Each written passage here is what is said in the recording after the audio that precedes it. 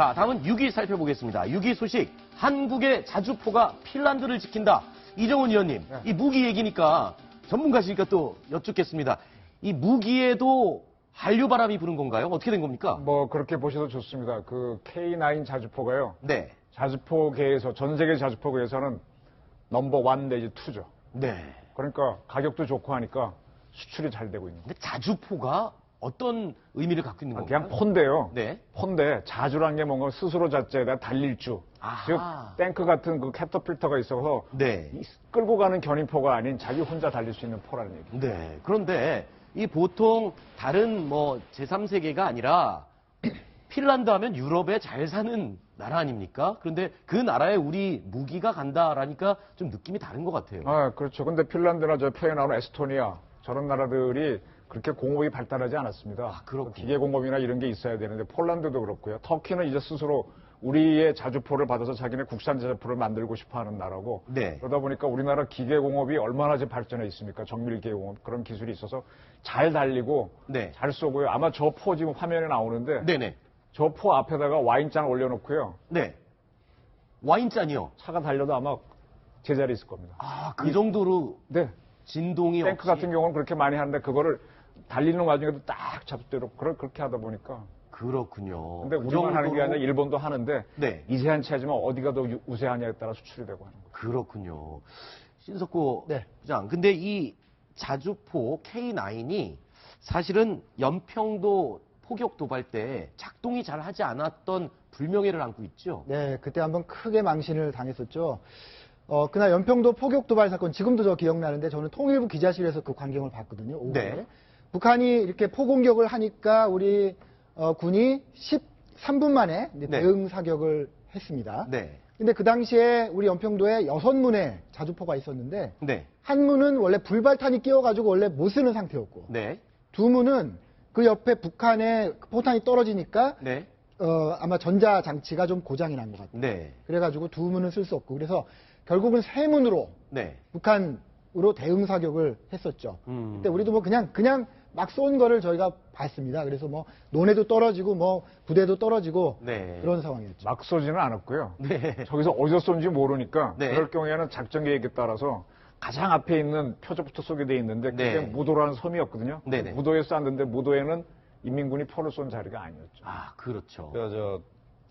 북한군이 우리가 그 백령도 남동쪽 남서쪽으로 실탄 훈련을 하는 걸 미리 알고 있었습니다. 네. 충분히 훈련을 해서 포탄이 없을 걸 예상을 했어요. 네네. 우리 훈련하다가 우리 한 문이 고장이 났고 두 문은 그냥 쏘지 못했던 게 아니고 북한군의 그 포탄을 맞아가지고 그 전자장치가 이제 이상이 있었기 그렇죠. 때문에 3문밖에 쓸 수 없었으나 그러나 3문 가지고도 우리 피해보다 북한군 피해가 훨씬 컸습니다. 네. 이상 확인된 얘기입니다. 네, 알겠습니다. 그런데 지금 연평도 포격 도발 때 뭐 공격을 받아서 또는 뭐 고장 때문에 세 문이 작동이 안 왔었는데 이것 때문에 삼성 이건희 회장이 경로를 했었다는 얘기가 들리던데 이유가 뭡니까? 네, K9 자주포는 지금 현재 하나테크윈이 제작하고 있습니다. 네. 그런데 이 회사의 전신은 삼성테크윈입니다. 아하.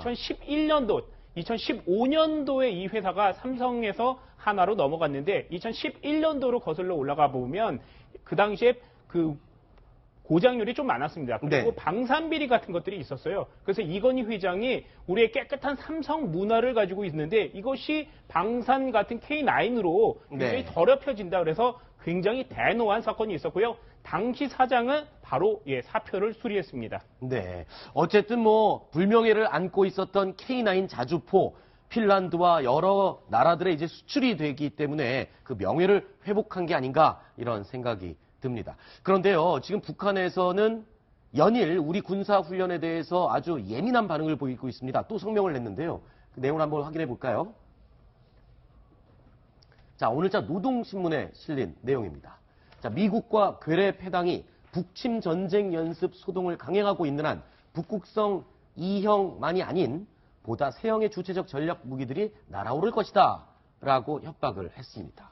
자, 무력 도발을 어제도 말씀을 하셨지만 이 무력 도발을 지금 예고하는 게 아니냐 이런 좀 불안함이 들 수밖에 없어요. 네, 가만히 있지는 않을 겁니다. 그렇죠. 가만히 있으면 뭐 패배했다 생각할 테니까 우리가 한미연합훈련을 하면 그 기간 중에 우리 한미연합군을 직접 공격하지 못하고 네. 미사일이나 뭐 핵실험이나 이런 걸 해야 되거든요. 그러니까 저기 나온 것이 포다 세형의 주체적인 전략 무기라고 했습니다. 그렇기 때문에 지난번에 그 북극성 2형도 상당히 개량이 된 건데 그보다 더 나은 걸 보여주겠다는 것을 보니까 금년도 1월 1일 날 북한이 김정은 신년사에서 네. ICBM을 쏠 수 있는 준비가 완료됐다라고 얘기했기 때문에 네.